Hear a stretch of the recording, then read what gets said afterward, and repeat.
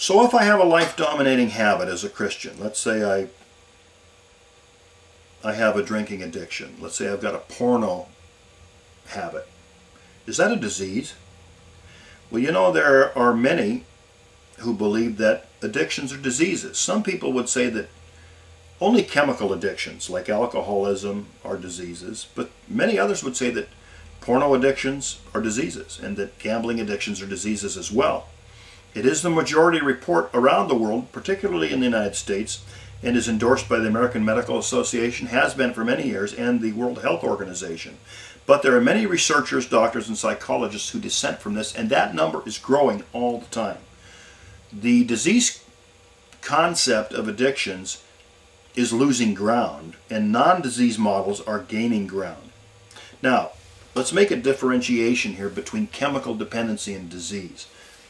Everybody knows that when you are addicted to cigarettes, for example, or when you're addicted to heroin, or when you're addicted to cocaine or alcohol, there is a chemical dependency. That chemical creates an addiction and a dependency that if you try to quit, you will experience chemical withdrawal. People who hold to the disease model believe in chemical dependency. People who reject the disease model also believe in chemical dependency. So everybody knows about that, okay? Chemical dependency is not the same as disease.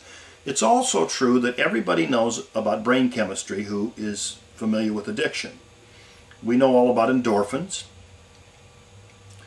We all know about the neurotransmitters in the brain that are associated with mood, serotonin, depression, and anxiety. And in terms of drug addiction, dopamine and acetylcholine, we know about that. We understand how the neurons and the synapses and all of that stuff in the brain work. That doesn't mean that you believe in the disease concept. You can believe in chemical dependency and brain chemistry without holding to a disease concept.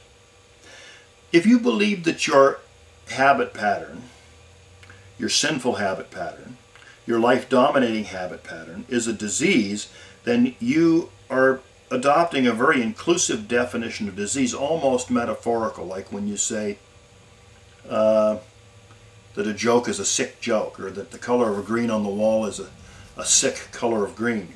You're not using the word sick in the same way as you would if you said, my brother is sick with the flu.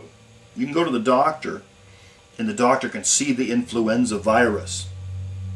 But if you go to your doctor and you say, Doc, run every diagnostic test you can think of to see if you can find in my body traces of the diseases of drunkism, drugism, gluttonism, gambleism, stealism, sexism, and so on, he'll probably laugh in your face or else give you a puzzled look.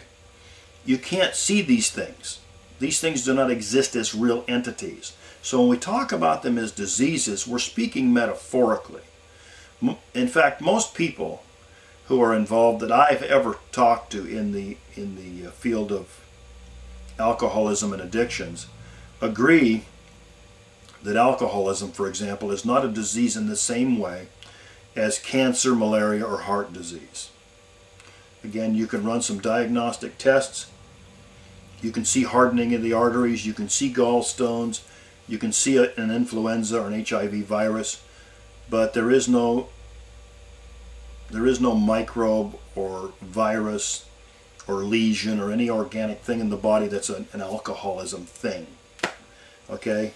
And so if we talk about it as a disease, that's fine, but don't use the disease model as an excuse.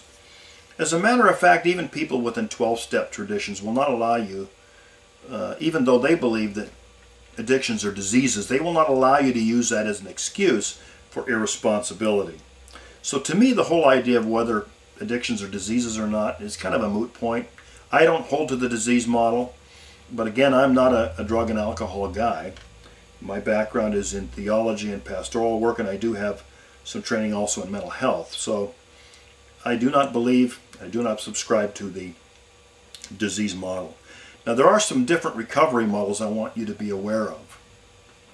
And the reason I'm mentioning these is because living in this culture, you're going to come into contact with these.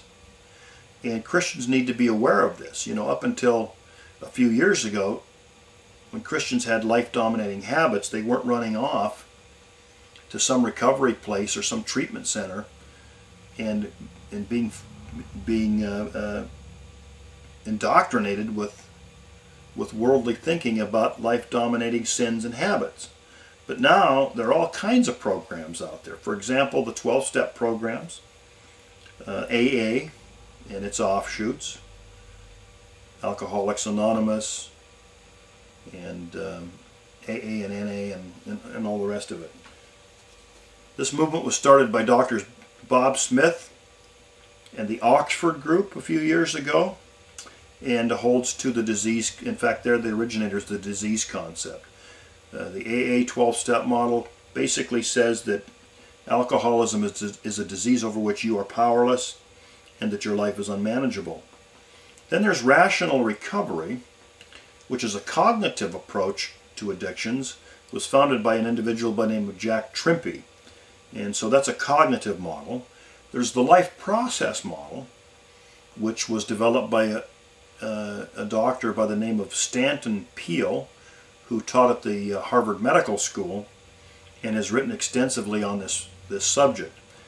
Like rational recovery, the life process model rejects the disease concept. It basically says that you're not a lifelong drunk or an alcoholic, that you can unbecome an alcoholic, and that your life-dominating habit or addiction is really a result of your choices, and so getting better is a matter of choice for you. The life process model also involves some behavioral and cognitive stuff, as well as an emphasis on trying to help you build a better network of natural support. So it's a very holistic approach. Then there's moderation management, or MM, which was founded by Audrey Kishline, who is a very infamous person because what she taught was that you don't need to completely abstain from alcohol if you're an alcoholic. You just learn to moderate it. And she wrote a book on the subject. She founded this movement, and shortly thereafter was involved in Washington State in a tragic car accident in which she was responsible, while drunk, for the death of 2 people. So moderation management isn't really taken very seriously anymore, although I think it's possible for people to moderate their drinking. But if you're an alcoholic, my advice is you better just stop drinking and stay away from it, because it's better to be safe than sorry. Not that I believe the disease concept, because I don't, but if you never take that drink, you're not going to get drunk. So I guess I'm a bit of a coward, but I like to play it safe. Now, let's move on. Aversion therapy would be, I think, like what they do at the Schick Shadle Hospital in Seattle, where they give you a type of a substance or medication that makes you sick when you drink, makes you nauseated. Aversion therapy is the subject of the movie The Clockwork Orange by Stanley Kubrick, where that sex addict tried to cure him unsuccessfully using shock therapy. So aversion therapy. And then there's some Christian counterparts to AA, and that would be Alcoholics Victorious and Teen Challenge, developed by David Wilkerson. Then there are eclectic approaches, and a lot of your providers now use an eclectic approach, and they just mix a lot of different, they use a little bit of AA, a little bit of cognitive behavioral, and just kind of put it all together because they realize that it's not a one-size-fits-all. And we're going to pick it up in the next video.